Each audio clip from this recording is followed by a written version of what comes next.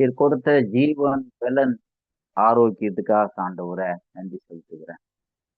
ஆண்டவரே, ஒவ்வொரு நாளும் எங்களை ஆண்டவரே கண்மணி போல பாதுகாத்து உம்முடைய இரக்கத்தின் நிமித்தம், கிருபை நிமித்தம், தயவு நிமித்தம் எங்களை காத்து அரவணைத்து வருகிறதுக்காக நன்றிப்பா. இந்த கல்வாரியில நீர் சிந்திய ரத்தத்துக்காக ஆண்டவரே உம்மை துதிக்கிறோம்.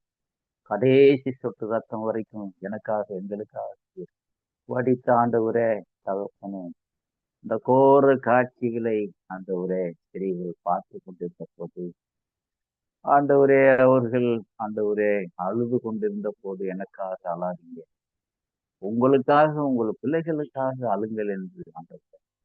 தகப்பனே, நாங்கள் இன்னும் எங்களுடைய தேசத்துக்காக, இனத்துக்காக நாங்கள் எவ்வளவோ நாங்கள் கதற வேண்டியவர்களா, கண்ணீர் விட வேண்டியவர்களா இருக்கோம். நாட்டில் நடக்கிற சம்பவங்களை எல்லாம் பார்க்கும் பொழுது எத்தனை மக்கள் ஆண்டவரே உணவின்றி, இருப்பிடமின்றி ஆண்டவரே எவ்வளவாக கண்ணீர் விட்டு கதறிக்கொண்டு, சிறு பிள்ளைகளை கூட தோல் மேல தூக்கி கொண்டான். எப்படிப்பட்ட ஒரு நிலையை காண முடியும்?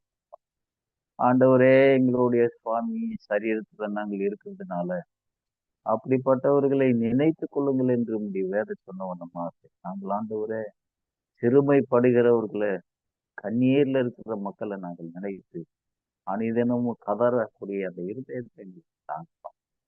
விசேஷம் அந்த ஜூன் ஸ்தலத்துக்காக போய் துதிக்கிறான் ஆண்டவரே. தகப்பனே, ஒருவருக்காக ஒருவர் ஜெபிக்கக்கூடிய அந்த பாருங்கள் இந்த ஜூம்ல நீர் கொடுத்திருக்கிறீர், அதற்காக நன்றி. விசேஷமா இந்த நாள்ல கூட தாசனு சிலுவைக்கு பின்னாக மறைங்கப்பா. பரத்திலிருந்து உடைய வார்த்தையை நீர் அனுப்பும்படியாக செஞ்சுக்கிறோம்ப்பா. யாரெல்லாம் வாஞ்சியோடு தாகத்தோடு ஆண்டவரே வார்த்தையை கேட்க வருகிறாங்க, ஒவ்வொருவரோட நீங்க இடைப்பட முடியாது. எல்லாம் நெட்வொர்க் ப்ராப்ளம் உங்களுடைய கண்ட்ரோலுக்குள்ள வைங்க ராஜா. தெளிவான வார்த்தை எங்களுக்கு கிடைக்கிறது. கழுகு தன் குஞ்சுகளை செட்டைகளை மறைத்தவனமா எங்களை நீர் மறைத்து அந்த பரலோக மகிமையிலிருந்து எங்களுக்கு பிரசன்னத்தை நீர் அனுப்பும்படியாக நீரே எங்கள் மத்தியில் ஆரம்பம் முதல் முடிவு மட்டும் நீங்க எங்களோடு இருந்தோம். நீங்க பேச உடைய சத்தத்தை மாத்திரம் நாங்கள் கேட்கிறதுக்கு உதவி செய்யும். துதி கன மகிமையாக உமக்கு ஒருவருக்கே செல்லும். இயேசுவின் மூலம் ஜெபங்கள் நல்ல பிதா. ஆமேன். ஆம். ஆமேன். Thank you uncle. தேவனுக்குள் பிரியமானவர்களே, உங்கள் ஒவ்வொருவரையும் ஆண்டவராக இயேசு கிறிஸ்துவின் நாமத்தினாலே இந்த காலை தியானத்துல இயேசுவின் பாதத்துல என்கின்ற நிகழ்ச்சிக்கு வாழ்த்தி வரவேற்கின்றோம். இன்று கூட நம் மத்தியில பிரதர் சுரேஷ் ஆண்டவருடைய வார்த்தையை கொடுக்க காத்து கொண்டிருக்காங்க. அவர் இன்று நமக்கு எடுத்துக்கொண்ட தலைப்பாக்கப்பட்டது மீண்டும் வெளிப்பட்ட தேவனின் அன்பு என்கின்ற தலைப்பின் கீழாக தேவன் நம்மோடு பேச இருக்கிறார். அவர் அதற்காக எடுத்துக்கொண்ட ஆதார வசனம் ஓசியா 3ஆம் அதிகாரத்துல 1ஆம் வசனம். கர்த்தரனை நோக்கி அந்நிய தேவர்களை மதித்து திராட்சரசமுள்ள பாத்திரங்களை விரும்புகிறவர்களான இஸ்ரவேல் புத்திரன் பேரில் கர்த்தர் வைத்திருக்கிற அன்பு கோப்பாக நீ இன்னும் போய் தன் நேசரால் நேசிக்கப்பட்டவளும் விபச்சாரியுமான ஒரு ஸ்திரீயை நேசித்துக் கொள் என்று சொன்னார் என்கின்ற ஆதார வசனத்தின் அடிப்படையில தேவன் நம்மோடு என்ன பேச இருக்கிறார் என்பதை பிரதரோடு இணைந்து நாமும் வேதத்தோடு தியானிப்போமாக. ஓவற்று பிரதர் சுரேஷ் அவர்கள்.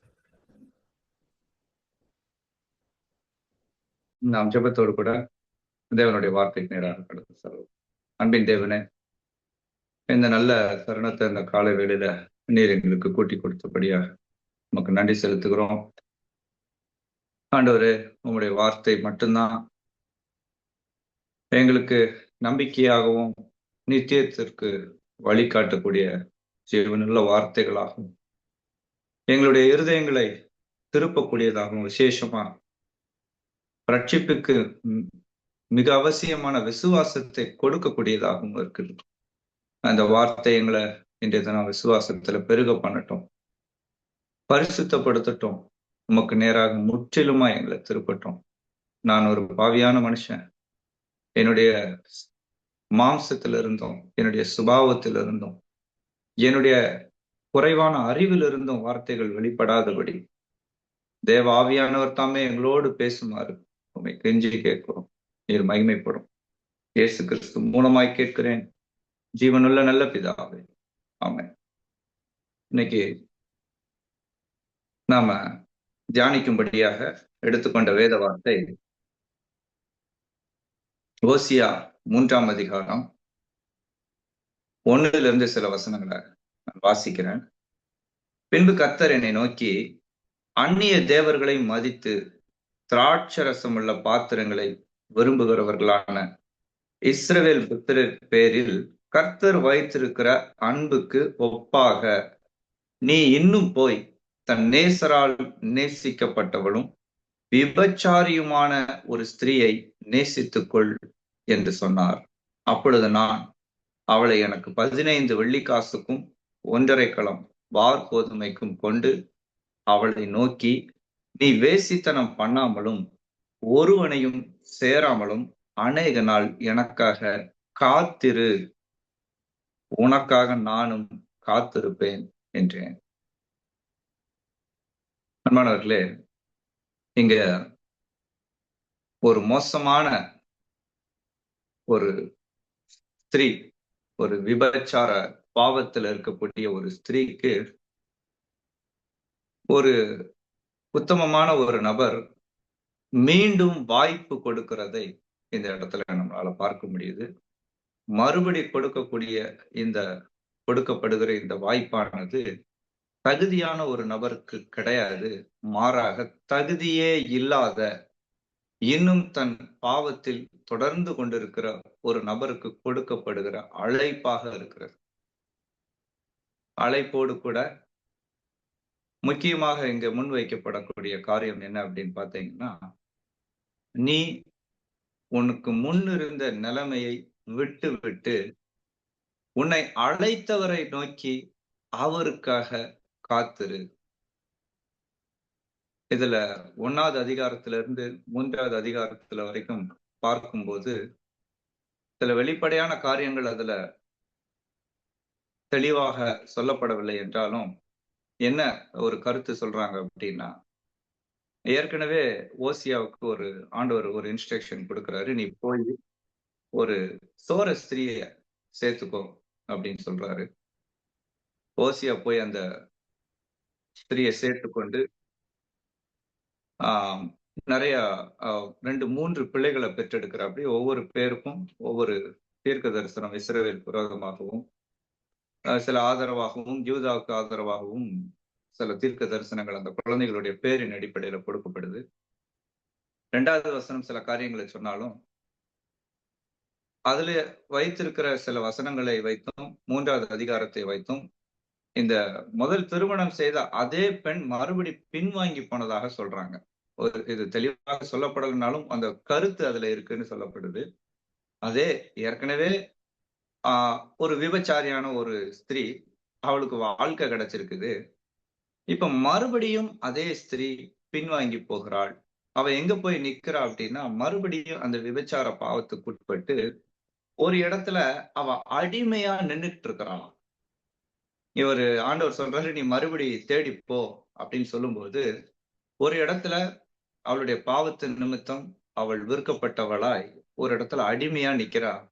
அங்க போய் அந்த அடிமையை அவர் காசு கொடுத்து மறுபடி வாங்குறார். அதாவது ஏற்கனவே கெட்டு போன ஒரு நபர் மீண்டுமாய் ஒரு வாய்ப்பு கொடுக்கப்பட்டது. மறுபடி கெட்டு போன ஒரு நபர் மீண்டுமாய் ஒரு வாய்ப்பு. இது என்ன, அந்த வசனத்தை நீங்க பாத்தீங்கன்னா, கர்த்தர் இஸ்ரவேல் புத்திரர் மேல் வைத்திருக்கிற அன்புக்கு ஒப்பாக அப்படின்னு சொல்லப்பட்டிருக்கு. தேவன் இஸ்ரவேல் தேசத்தை மட்டுமல்ல, முழு உலகத்தையுமே அமிதமாக தான் நேசிச்சார். அவருடைய அன்பு ஆழம், உயரம், அகலம் இத மெஷர் பண்ணி பார்க்கறதுக்கு ஒரு மனிதனுடைய வாழ்நாளும் அவனுடைய சிறிய மூளையும் ஒருபோதும் பத்தாது. அது ரொம்ப பெருசு. நம்முடைய நித்திய காலமா நம்ம அவரோட வாழ போறோம்.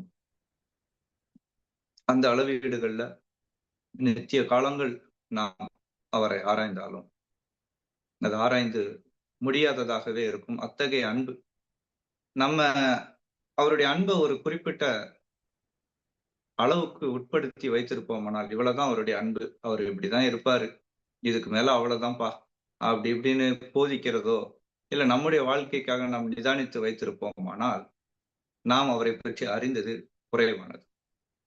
அவர் ஒரு வரையறைக்கு ஒரு ஒரு அளவுக்கு உட்பட்டவர் அல்ல. அவருடைய எந்த ஒரு சுபாவத்திலும் அவருடைய வல்லமை எடுத்துக்கொண்டீங்கன்னா அது அளவிட முடியாதது. அவருடைய அன்பு, அவருடைய எந்த ஒரு காரியமும் மனிதனை போன்று ஒரு குறிப்பிட்ட எல்லைக்குட்பட்டதல்ல. அவர் எல்லாவற்றிலும் எல்லை இல்லாதவராய் எல்லா நன்மையான காரியங்களிலும், பரிசுத்தத்திலும், அன்பிலும், நீதியிலும், உண்மையிலும் எல்லையற்றவராய் இருக்கிறார். அத்தகைய தேவன் இந்த இஸ்ரவேல் ஜனங்களை பத்தி இங்க சொல்லப்படுது. மனுக்குலத்தை இவ்விதமாக தான் அவர் நேசித்தார்.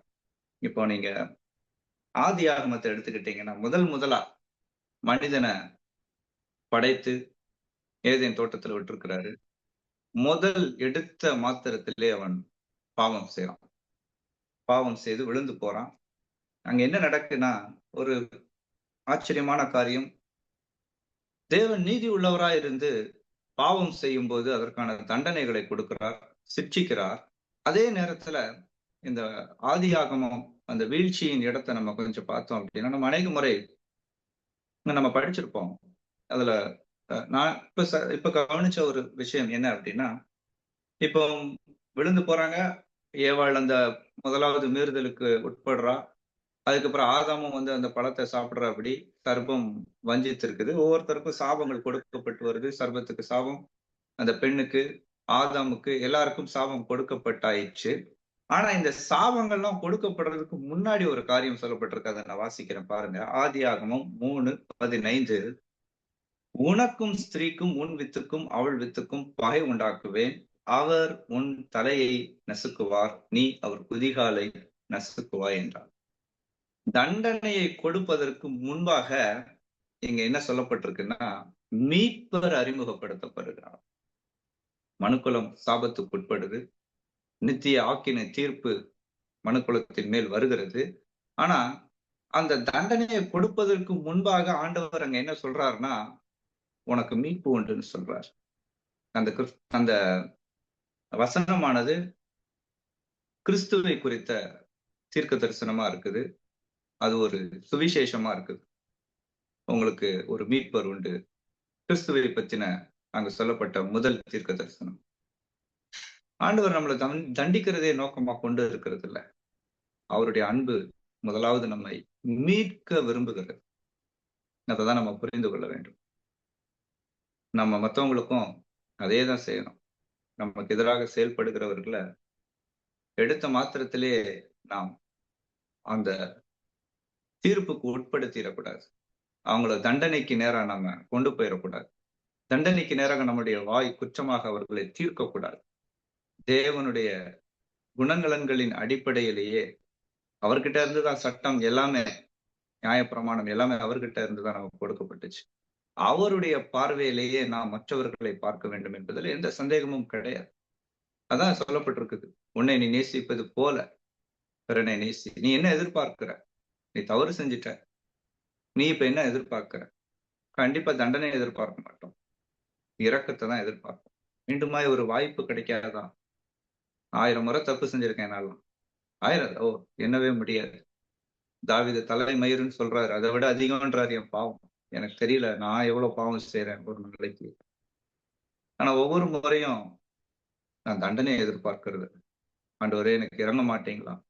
அடுத்த கொஞ்ச நேரத்திலே அதே பாவத்தை திரும்ப செஞ்சுட்டு மறுபடியும் போய் ஆண்டவரே எனக்கு இறங்க மாட்டீங்களா, எனக்கு மன்னிப்பு கிடைக்காதான்னு தான் பல நாள் நான் ஜெபிச்சிருக்கிறேன். இது என்னுடைய குறை, என்னுடைய மதியினம். ஏன் சொல்றேன் அப்படின்னா, நான் என்னுடைய நிலவரத்தினை வெளிப்படையா சொல்லணும்னா, நான் இதுதான் எதிர்பார்க்கிறேன். திரும்ப திரும்ப தவறு செய்யறேன், அதே தவிர ரிப்பீட் பண்றேன். எனக்கு நல்லாவே தெரியுது ஆண்டவரை நான் அதிகமா துக்கப்படுத்துறேன். அவரை கோபப்படுத்துறேன்றதை விட துக்கப்படுத்துறேன்னு சொல்லும் போதுதான் அதிகமான வலி எனக்குள்ள உண்டாகும். அவர் துக்கப்படுகிறார். உங்களுக்கு மீட்கப்படும்படி கொடுக்கப்பட்ட பரிசுத்த ஆவியானவரை நீங்கள் துக்கப்படுத்தாதிருங்கள் அப்படின்னு சொல்லப்பட்டிருக்கு. ஆனா நான் அவரை நாள்தோறும் துக்கப்படுத்துறேன். ஆனா என்னுடைய எதிர்பார்ப்பு என்ன அப்படின்னா, என்ன அவர் மன்னிக்கணும், எனக்கு அவர் இரக்கம் செய்யணும். இது பத்தாவது, எனக்கு நன்மை வர செய்யணும், என்னை பாதுகாக்கணும், என்னை போஷிக்கணும். இதுல எனக்கு குறை வந்துருச்சுன்னா கோபம் வருது. என்ன விதமான ஒரு மோசமான நபர் நான் பாருங்களேன். இதுல குறை எனக்கு வந்துருச்சுன்னா, ஓ ஆண்டவர் ஏன் இப்படி இருக்காரு, ஏன் அவரு எனக்கு இதை செய்யல அப்படின்னு சொல்லிட்டு, நான் அவ்வளவு நாளும் பண்ண தவறுகளை பத்தி யோசிக்காம, என் பாவத்தையும் என்னுடைய அருவருப்புகளையும் பற்றி நான் யோசிக்காம, என்னுடைய அழுக்கான கந்தையை கொண்டு போய் அவர் முன்னாடி வைப்பேன். நான் இப்படி எல்லாம் வாழ்ந்திருக்கேனே, இப்படி எல்லாம் நன்மை செஞ்சிருக்கேனே, உங்களுக்காக இப்படி எல்லாம் ஊழியம் பண்ணிருக்கேனே, நான் எந்த தவறும் செய்யலையே. இந்த அந்த குப்பையை கொண்டு போய் முன்னாடி வச்சுட்டு அதை வச்சுக்கிட்டு கேட்பேன், என்ன ஆண்டவரே எனக்கு இப்படி பண்ணிட்டீங்க. ஒரு சின்ன பிரச்சனை வந்துடும், என்ன ஆண்டவர் இப்படி பண்ணிட்டீங்க. நான் எவ்வளவு பெரிய ஒரு கேடுகாரம் பாருங்களேன். நான் உண்மையாவே என்னையதான் சொல்றேன், இது என்னுடைய அனுபவத்துல இருந்து நான் பேசுறேன். நான் என்ன செய்யறேன்னு அது அப்படியே சொல்றேன், உங்ககிட்ட வெட்கப்படாம நான் சொல்றேன். நான் அவ்வளவுதான், நான் எவ்வளவு பெரிய கேடுகாரன். ஆனா தேவன் என் இருதயத்தை எல்லாம் அறிந்தவராய், என்னுடைய கேடுபாடுகளை அறிந்தவராய், இனியும் நான் அவரை என்ன துக்கப்படுத்த போறேன்றதா அறிந்தவராய் இந்த தருணத்துல எனக்கு இறங்குகிறார். என்னமோ நான் நீதியா செஞ்சிட்ட மாதிரியும், நான் வச்ச நீதியெல்லாம் ப்ராப்பரா தான் இருக்குன்ற மாதிரியும் அவர் எனக்கு இரக்கம் செய்யறார். உண்மை என்னன்னா, என் நீதி கந்ததான், நான் ஒண்ணுமே கிடையாது. நான் தண்டிக்கப்படுகிறதுக்கு மிக மிக மிக சரியான ஒரு நபர். நித்திய ஆக்கினை தீர்ப்புக்கு நான் முழுக்க முழுக்க ஏதுவான நபர். கடவுளுடைய சன்னிதானத்துல கொஞ்சம் அதிகமா உட்காரும் போது என்னால அதுக்கு மிஞ்சி என்னால ஜெபிக்க முடியல. ஆண்டவரே, நான் தண்டனைக்கு ஏதுவானவன் தான் அப்படின்றத சில நாட்கள் நான் ஒத்துக்க வேண்டியதா இருந்துச்சு. என்னுடைய இருதயம் அப்படி இல்லைனாலும் தேவனுடைய பிரசன்னத்துல நான் அதை தான் ஒத்துக்கிட்டேன். ஆண்டவரே, நான் தண்டனைக்கு ஏதுவானவன். அன்பானவர்களே, தேவன் மீண்டுமாய் வாய்ப்புகளை கொடுக்கிறார். ஆனா இந்த இடத்துல நம்ம வாசிக்கும் போது எனக்கு காத்திருன்னு சொல்றார். நாம் காத்திருக்கிறோமா? நம்முடைய பழைய காரியங்களை விட்டு விட்டு நாம் காத்திருக்கிறோமா? நம்முடைய பழைய துரோகங்களை நாம் புரிந்து கொண்டவர்களாய், நம்முடைய பல துரோக நிலைமையை, அழுக்கு நிலைமையை, அருவருப்பை நாம் புரிந்து கொண்டவர்களாய் நாம் காத்திருக்கிறோமா? மீண்டும் கொடுக்கப்பட்ட வாய்ப்பை நாம் விலை மதிக்கிறோமா? வாய்ப்புகளை எதிர்பார்க்கிறோம், இரக்கங்களை எதிர்பார்க்கிறோம், ஆசீர்வாதங்களை எதிர்பார்க்கிறோம், நன்மைகளை எதிர்பார்க்கிறோம், பாதுகாப்பை எதிர்பார்க்கிறோம். ஒரு நீதிமானுக்கு தாண்டி நல்ல காரியங்களை எதிர்பார்க்கிறோம். ஒரு நீதிமான் அதை எதிர்பார்க்க மாட்டான், ஆனா அதை தாண்டி நாம எதிர்பார்க்கிறோம். நாம உணர்றோமா? நம்முடைய பழைய நிலைமையை நாம் உணர்றோமா? பழைய துரோகத்தை நாம் உணர்கிறோமா?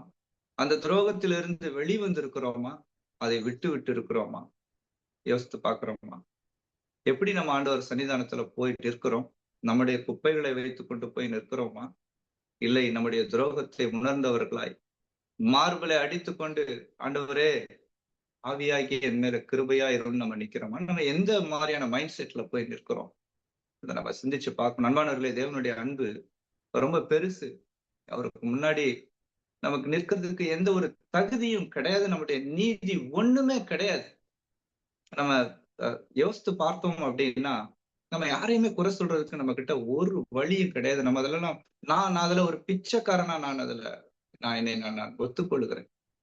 நம்ம யாரையும் குறை சொல்றதுக்கு, நம்ம தேவனுக்கு முன்பாக நாம் நடந்து கொள்ளுகிற விதம் அது எவ்வளவு மோசம் அப்படின்றத நம்ம அநேக வேளைகள்ல சிந்திக்கிறது இல்லை. அவர் சமூகத்துக்கு போகும்போது ஒரே ஒரு காரியம் நாம் புரிந்து கொள்ள வேண்டும். தேவன் நமக்கு கொடுத்த ஆசீர்வாதங்களிலே ஒரு உன்னதமான ஆசீர்வாதம் என்னன்னா, பிதாவின் இடத்துல சேரும் ஸ்லாக்கியம் நமக்கு கிடைச்சு. இன்னைக்கு நம்ம எப்படி ஜெபிக்கிறோம்? பிதாவை நோக்கி ஜெபிக்கிறோம். இயேசு கிறிஸ்து மூலமாக ஜெபிக்கிறோம். பரிசுத்த ஆவியின் துணை கொண்டு ஜெபிக்கிறோம். ஜெபத்திலே சிலருக்கு பெருமை வேற. நான் எவ்வளவு நேரம் முழங்கால் போடுவேன், நான் எப்படி ஜெபிப்பேன், நான் உபவாசம் இருந்து ஜெபிச்சிருக்கேன், அது நடந்தே தீரணும் அப்படின்லாம் பெருமை வேற இதுல நிறைய பேருக்கு. ஜெபமே, நீ பிதா கிட்ட நீங்களும் நானும் வரணும்னா கிறிஸ்து அங்க சிலுவையில தொங்கினதுனாலதான் வர முடியுது. கிறிஸ்துவனுடைய ரத்தம் சிலுவையில சிந்தப்பட்டதுனால தான் ஜெபமே அங்க நமக்கு கேட்கப்படும். அவர் நமக்கு இந்த ஆதி ஆகமத்துல இல்ல, உலக தோற்றத்துக்கு முன்பாகவே நமக்காக அடிக்கப்பட்ட தேவ ஆட்டுக்குட்டின்னு சொல்லப்பட்டிருக்குது. அது இல்ல அப்படின்னா பிதா பக்கத்துல ஒருவனும் வர முடியாது. அவரே வழி, நானே வழியும் சத்தியமும் ஜீவனுமா இருக்கிறேன் அப்படின்னு ஆண்டவர் சொல்றார். அவரை அல்லாமல் நம்முடைய ஒரு துளி ஜெபம் கூட கேட்கப்படாது. நாம் நீதி உள்ளவர்களாய் இருக்கிறோம்னு நம்ம ஜெபிச்சோம்னா அந்த ஜெபம் வீண். நான் இவ்வளவு நேரம் முழங்கால் போட்டிருக்கிறேன், இவ்வளவு நேரம் நின்றுக்கிறேன், அந்த பெரிய ஊழியக்காரர் ஜெபிச்சா கேட்கப்படும். எவரும் கிடையாது. எவர் ஜெபிச்சாலும் கிறிஸ்து வழியை ஏற்படுத்தினதனால் மட்டுமே எந்த ஒரு மனிதனின் ஜெபமும் கேட்கப்படுது. இன்னும் முக்கியமா புரிஞ்சுக்கோங்க, தேவனுடைய சித்தப்படி செய்கிற ஜெபம் மட்டுமே கேட்கப்படும். அது பரிசுத்த ஆவியினால, அவருடைய துணையினால நம்ம ஜெபிக்கிறதுனாலதான் தேவனுடைய சித்தப்படி நம்ம ஜெபிக்கிறோம். அவருடைய வார்த்தையின் மூலமாகவும் அவர் பரிசுத்த ஆவியானவர் கொடுக்கிற அந்த துணையோட கூடிய ஜெபத்தினாலதான் நம்முடைய ஜெபம் கேட்கப்படுது. கிறிஸ்துவின் மூலமாக தான் அது கேட்கப்படுது. பிதா அதை நமக்கு அருளுகிறதுனாலதான் அது நமக்கு கிடைக்குது. நம்முடைய ஜெபம் கூட குறைவுள்ளது. தேவனுடைய இரக்கம் அதுல அதிகமா இருப்பதனால் அங்கேயும் இங்க எப்படி வாய்ப்பு கொடுக்கப்பட்டதோ நம்முடைய ஜெபத்துக்கும் ஒரு வாய்ப்பு கொடுக்கப்பட்டதினாலேயே நாம் ஜெபத்தை தைரியமாக செய்ய முடிகிறது. எபிரேயர்ல சொல்லப்பட்டிருக்குது, கிறிஸ்துவின் ரத்தத்தினால உங்களுக்கு தைரியம் உண்டு, அதனால நீங்க தைரியமா கிருபாசன தண்டைக்கு வாங்க. இல்லைன்னா பரலோகத்துக்கு ஒருத்தம் போக முடியாது. நம்பிக்கையே நமக்கு கிடையாது.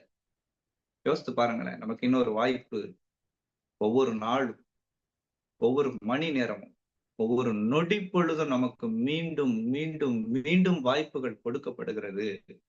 நாம் அதை எப்படி, எந்த மைண்ட் செட்டோட நம்ம அதை பயன்படுத்திக்கிறோம், எந்த மனநிலைமையோட நாம அதை அணுகிறோம், தேவனை நம்ம எந்த மனநிலைமையோட அணுகிறோம், எந்த வித பெருமையோடு நம்ம ஆண்டவர் சமூகத்துல வருகிறோமா, இல்லை தாழ்மையோடு வருகிறோமா?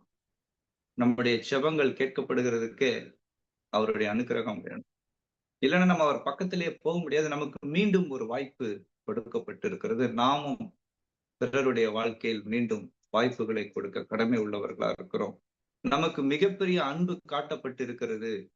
நாமும் பிறருடைய வாழ்க்கையில நமக்கு கிடைத்த அன்பை பிறருக்கு காண்பிக்க கடமைப்பட்டவர்களா இருக்கிறோம். சரி, அடுத்தபடியா பாத்தீங்கன்னா, இந்த காரியத்தை நாம் புரிந்து கொள்ள வேண்டும் என்றால், ஒரு விபச்சார ஸ்திரீ, இது யாருக்கு இவ ஒப்பா சொல்லப்படுறான்னா இஸ்ரவேல் தேசத்துக்கு. ஆதியில நடந்த காரியத்தை பார்த்தோம். இஸ்ரவேல் தேசத்தை நீங்க எடுத்துக்கிட்டீங்க அப்படின்னா, ஒரு அந்நிய தேசத்துல ஆண்டவரை அறியாத சூழல்ல இருந்த ஒரு நபராகிய ஆபிரகாமை தேவன் அழைத்தார். அவனுக்கு வாக்கு தத்தங்களை கொடுத்தார். அவனை பத்தி வாசித்து பார்த்தா அவன் மிகவும் குறைவுள்ளவன், பல முறை விழுந்து போனவன். அவனை எழுப்பி, அவனை அரவணைத்து, வாக்கு தத்தங்களால் அவனுக்கு நம்பிக்கையை கொடுத்து, விசுவாசத்தை கொடுத்து, பலப்படுத்தி, எச்சரிச்சு, அவனை விசுவாசிகளின் தகப்பன் என்று சொல்லுகிற அளவுக்கு அவனை விசுவாசத்துல ஆண்டவர் பலப்படுத்தி உயர்த்தினார். அவனை நிலைநிறுத்தினார். தேவன் ஒரு நபரை நிலைநிறுத்தல அப்படின்னா அவனால் ஒருபோது நிற்க முடியாது. தேவன் ஆபிரகாமை நிலைநிறுத்தினார். அதனாலதான் அவனுக்கு அந்த பேரு. மற்றபடி அவன் திறமை அதுல ஒன்றும் கிடையாது. ஆக அவனுக்கு கொடுக்கப்பட்ட அந்த வாக்கு தத்தம் எகிப்தர் அடிமைத்தனத்துல இருந்த இஸ்ரவேல் ஜனங்களுக்கு நினைக்கப்பட்டது. அவர்களை மீட்கும்படி ஆண்டவர் மோசேவை ப்ரிப்பேர் பண்ணி அனுப்புறாரு. அந்நிய இடத்துல தாறுமாறாய் போயிருந்த அவர்களுடைய வாழ்க்கையை தேவன் கண்டும் காணாமலும் கிறிஸ்துவின் நிமித்தம் அவர்களை அங்கிருந்து மீட்டு கானான் தேசத்துக்கு கொண்டு வந்து அவர்களை பாதுகாக்கிறார், பராமரிக்கிறார், போஷிக்கிறார். ஒரு எதிரியும் பக்கத்துல வர முடியல. ஆசரிப்பு கொடாரம் அங்க இருக்குது. தேவன் அவர்களோடு வாசம் செய்ய விரும்புகிறார், அன்பு காட்டுறார். வார வழியிலேயே இவனுக்கு ஏகப்பட்ட சேட்டைகளை பண்ணிட்டு வந்திருக்கிறாங்க, ஏகப்பட்ட பிரச்சனைகள். ஆண்டவர் அவ்வளவாய் துக்கப்படுத்தியிருக்காங்க. ஆனாலும் ஒரு சந்ததியை கொண்டு வந்து வாக்கு பண்ணினது நிமித்தம் அவர் மாறாதவரா இருக்கிறபடினால, அவர் உண்மை உள்ளவரா இருக்கிறபடினால மட்டுமே அவனுக்கு கானானுக்குள்ள வந்தாங்க. இப்படி கொண்டு வந்து வச்சிருக்க சாமுவேல் காலகட்டத்துல ஆண்டவர்கிட்ட கேட்கிறாங்க, சாமுவேல்கிட்ட சொல்றாங்க, எல்லாருக்கும் இருக்கிறது போல எங்களுக்கும் ஒரு ராஜா வேண்டும். அந்த வசனத்தை நான் வாசிக்கிறேன், கேளுங்க. 1 சாமுவேல் 8:5. இதோ நீர் முதிர் வயதுள்ளவரானீர், உம்முடைய குமாரர் உம்முடைய வழிகளில் நடக்கிறதில்லை. ஆகையால் சகல ஜாதிக்குள்ளும் இருக்கிறபடி எங்களை நியாயம் விசாரிக்கிறதற்கு ஒரு ராஜாவை ஏற்படுத்த வேண்டும் என்றார்கள். எங்களை நியாயம் விசாரிக்க ஒரு ராஜாவை ஏற்படுத்தும் என்று அவர்கள் சொன்ன வார்த்தை சாமுவேலுக்கு தகாததாய் காணப்பட்டது. ஆகையால் சாமுவேல் கர்த்தரை நோக்கி விண்ணப்பம் பண்ணினான். அப்பொழுது கர்த்தர் சாமுவேலை நோக்கி, உன்னிடத்தில் சொல்வதெல்லாவற்றிலும் அவர்கள் சொல்லை கேள். அவர்கள் உன்னை தள்ளவில்லை, நான் அவர்களை ஆளாதபடிக்கு என்னைத்தான் தள்ளினார்கள். இந்த இடத்தை வாசிக்கும் போது தியானிக்கிறச்ச தேவன் எவ்வளவு ஒரு பெரிய துக்கத்துக்குள்ள போயிருப்பாருன்றத என்னால ஓரளவு உணர முடிந்தது. யோசித்து பாருங்களேன், எவ்வளவு பெரிய நன்மை செய்திருக்கிறார்.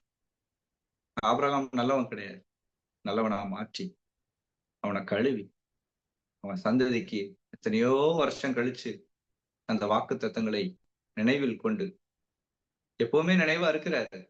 காலங்கள் வரும்போது கரெக்டா அந்தந்த காலத்துல அதை செய்யறாரு. அவர்களை மீட்டு கொண்டு வந்து இங்க அழகா வச்சு அவர்களோட இருக்கணும்னு ஆசைப்பட்டு அவர் கூட இருக்கும்போது இவனுங்க பண்ற சேட்டையை பாருங்களேன், எவ்வளவு ஒரு துக்கம்.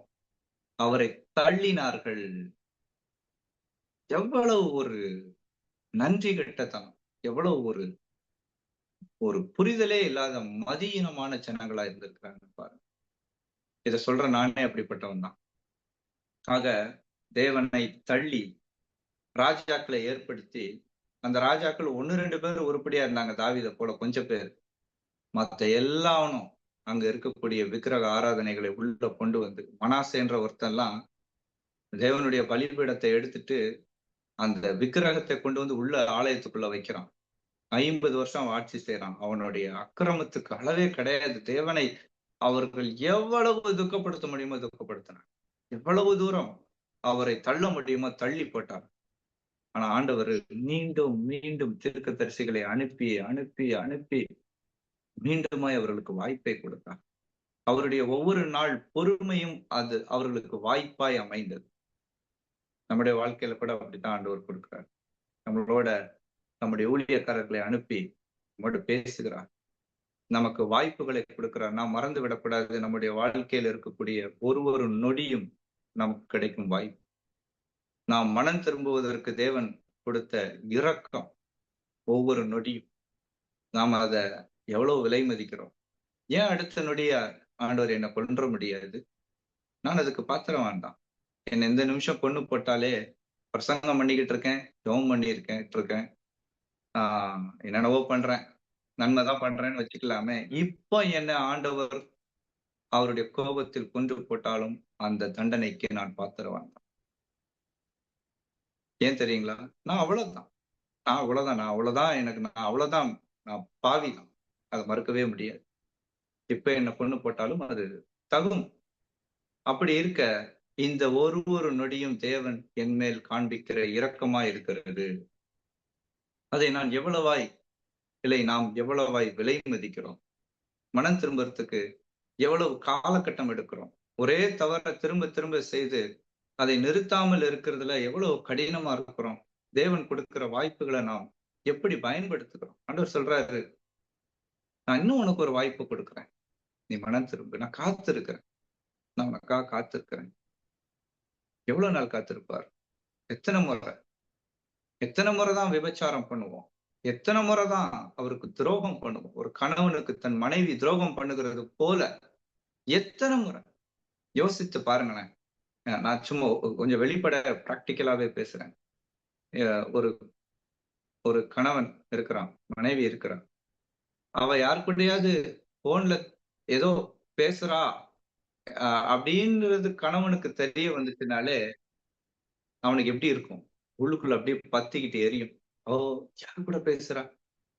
நமக்கு துரோகம் பண்ணிடுவாரோ? இல்ல துரோகம் பண்ணிட்டா எப்படி இருக்கும்? ஒரு ஆணா யோசித்து பாருங்க, தாங்கவே முடியாது இல்லையா? உயிர் வாழ்றதுக்கே பிடிக்காது, அடுத்த வாழ்க்கை என்ன ஆகும்னே தெரியாது. ஆனா தேவன் அதுக்கு ஒப்புமையாத்தான் இதை சொல்றாரு. ஒரு மனைவி தன் கணவனுக்கு துரோகம் பண்ணுகிறது போல நீங்கள் எனக்கு துரோகம் பண்ணுகிறீர்கள். அத சளைக்காம செய்யறோம். வாய்ப்புகளை விலை மதிக்கிறது இல்ல, வாய்ப்புகளை வீணடிக்கிறோம், வாய்ப்புகளை தள்ளி போடுறோம்.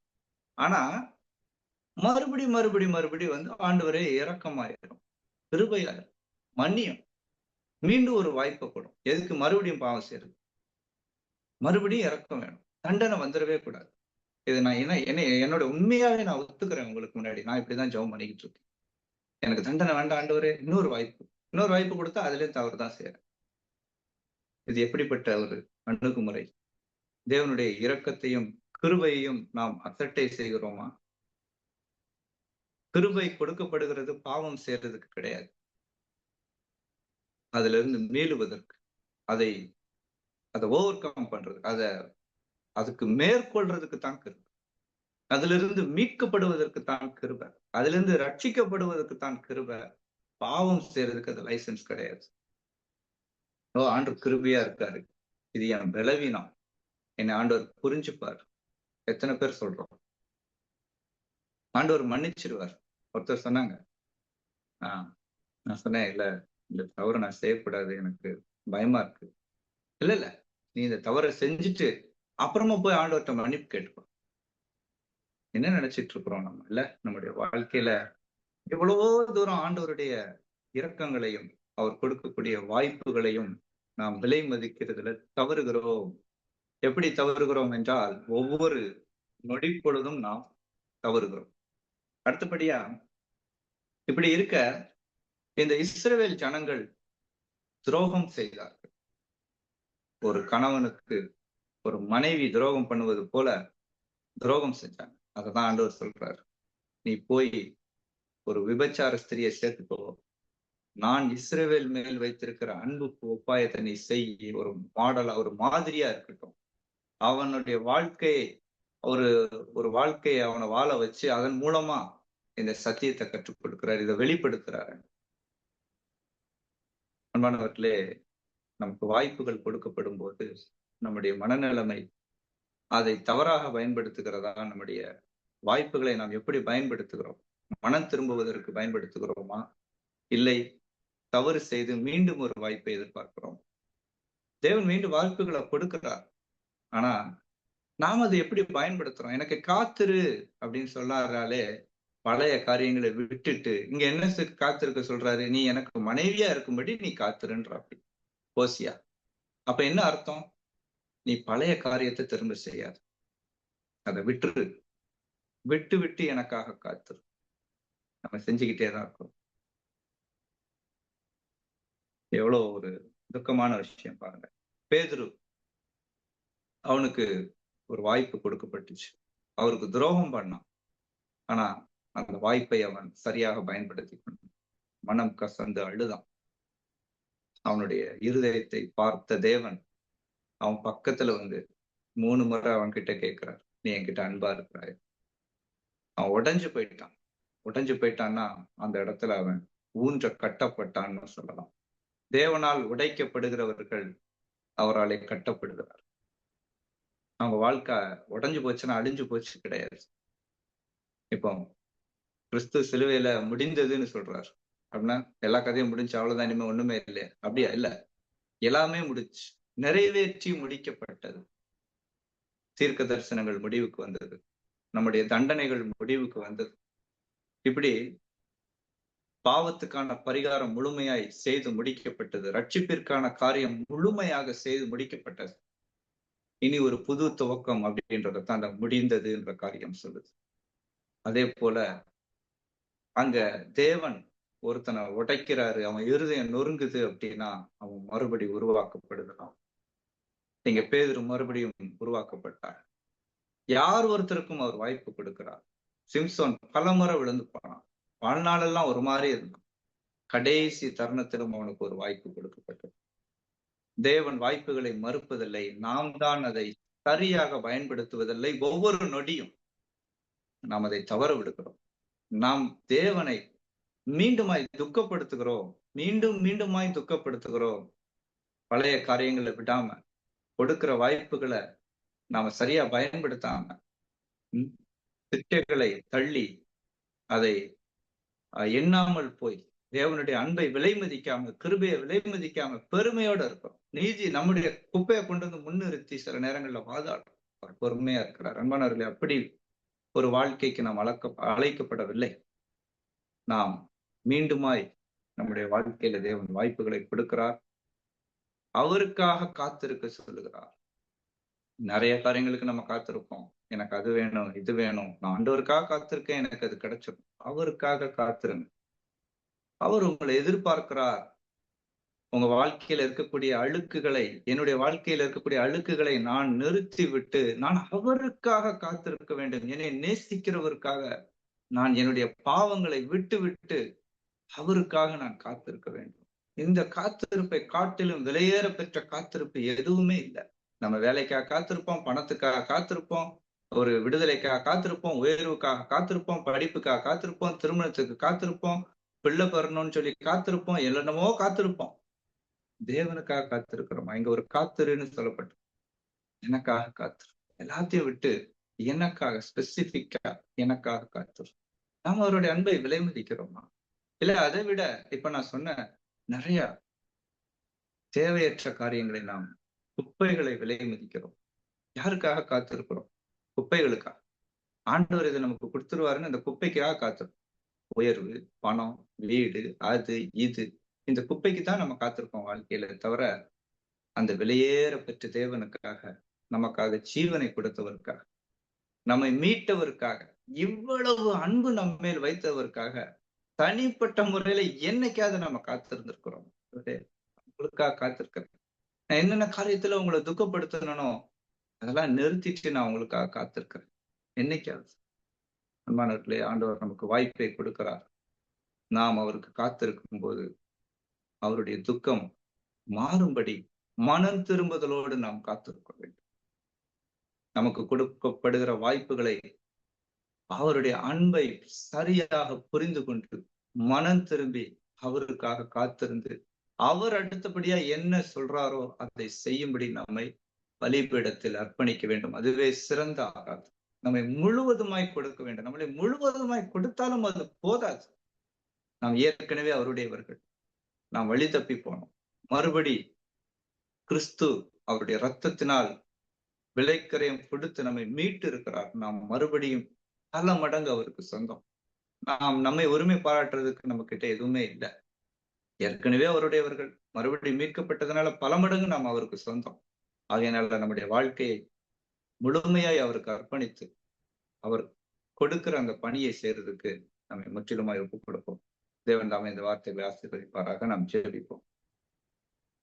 அன்பின் தேவனே, நீர் எங்களோடு இடைப்பட்டதுக்காக நமக்கு நன்றி செலுத்துகிறோம். ஆமாண்டவரே, என்னுடைய வாழ்க்கையில நான் எவ்வளவோ தவறி இருக்கிறேன். இப்பவும் நான் ஒரு உணர்வில்லாத மனுஷன் சுவாமி. நான் ஒரு பெருமை உள்ள, குறைவுள்ள நபர்.